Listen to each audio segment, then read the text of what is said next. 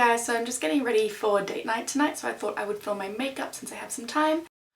You can see I've already styled my hair, just some soft waves, and I'm going to get into the makeup. I'm going to keep it quite neutral, I think.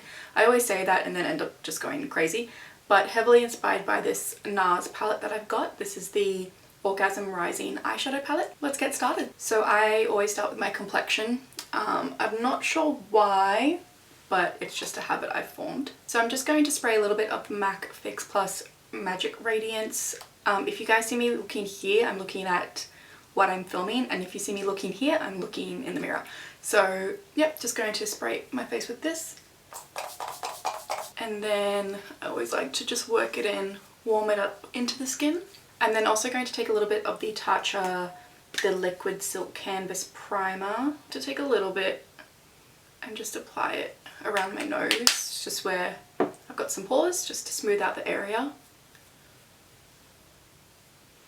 And then I'm using the NARS Sheer Glow foundation. I use the shade Medium Dark 3 Cadiz, or Cadiz, I'm not too sure how to pronounce it. And I'm going to apply that with my IT Cosmetics Heavenly Luxe No. 7 brush. I feel like I'm in between skin tones at the moment. Like, I'm not super duper tan from the summer, but I'm also like not super pale from the middle of winter. So it's been interesting trying to figure out my foundation shade at the moment. This seems to be a pretty good match though. It's Valentine's this Friday, but Naz and I don't usually go out on Valentine's. We usually try and stay in just because the restaurants get really hectic. A lot of the restaurants in Sydney will implement like a set menu, and it just feels a little bit more restrictive than most other date nights. So we usually just stay in on Valentine's and then celebrate another day. So we might count tonight's date night as, you know, Valentine's Day together. Maybe that's why I was a little bit drawn to this NARS eyeshadow palette, because I kind of want to take a few, like, maybe that's why I was a little bit drawn to this NARS palette, because I kind of still want to do like a little cutesy pink shimmer, very much Valentine's Day inspired look. I'm just going to take a little bit more of that foundation just to build up the coverage on my cheeks. I feel like I'm falling in love with this foundation all over again. For concealer, I'm using the Glossier Balm Concealer in Medium Tan 4. I like this one because it's got quite a peachy undertone, so it will help correct my dark circles at the same time. And I find using my finger for this is best because it warms up the product really nicely.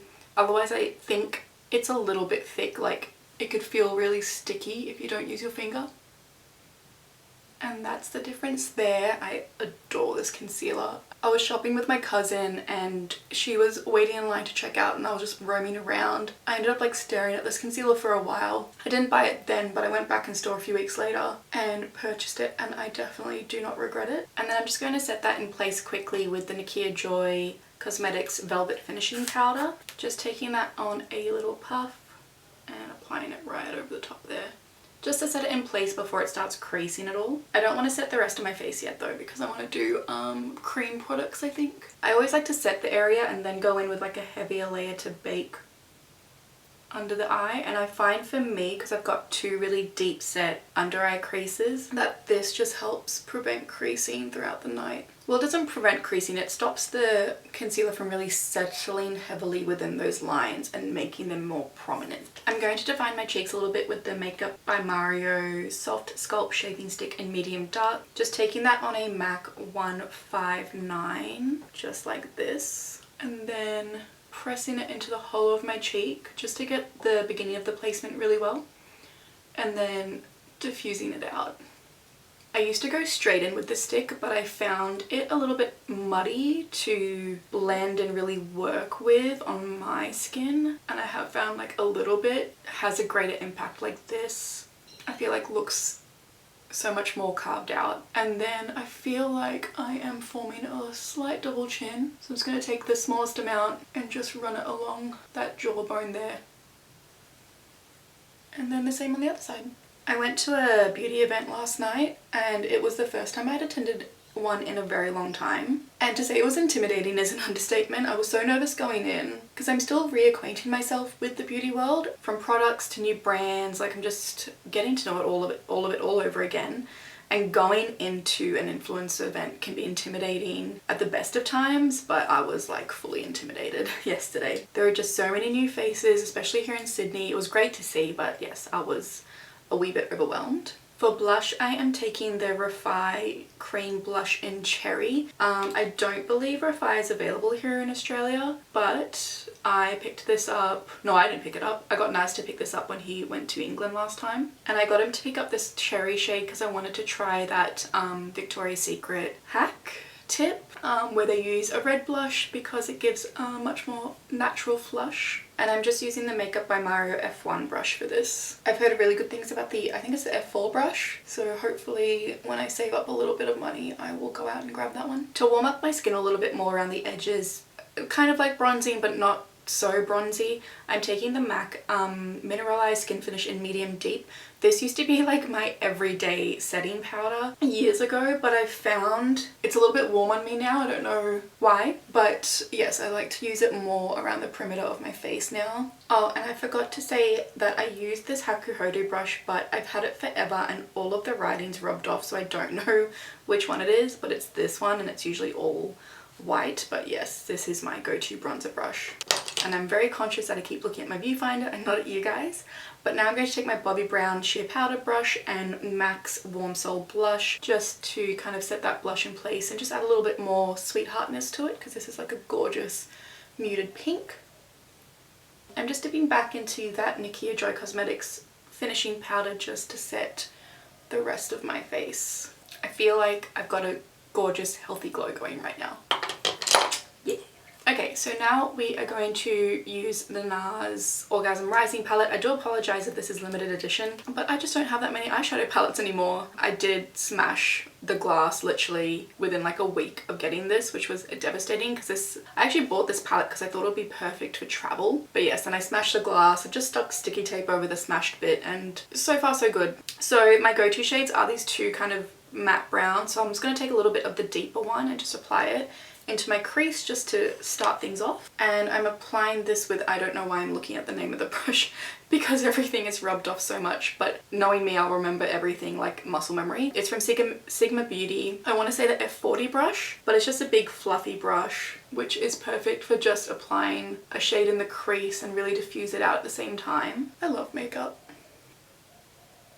Next I'm going to go in with this deepest brown. It's got a lot of gold reflect in it, so hopefully that really shows up when I apply it just to the outer part of my eye here. I'm just trying to really define my eyes and create a bit of a smoky look at the same time. That's the look. That's the look.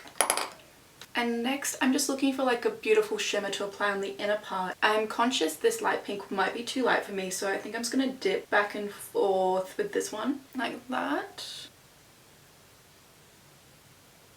I feel like I can't talk about life and film at the same time because I've probably started like so many random topics with you guys and then just gotten really distracted by my makeup and not finished any of my stories. I feel like this is such a go-to look for me, but honestly, it just makes me feel so pretty. And then I just want to really enhance my inner corners, but am I gonna use highlighter?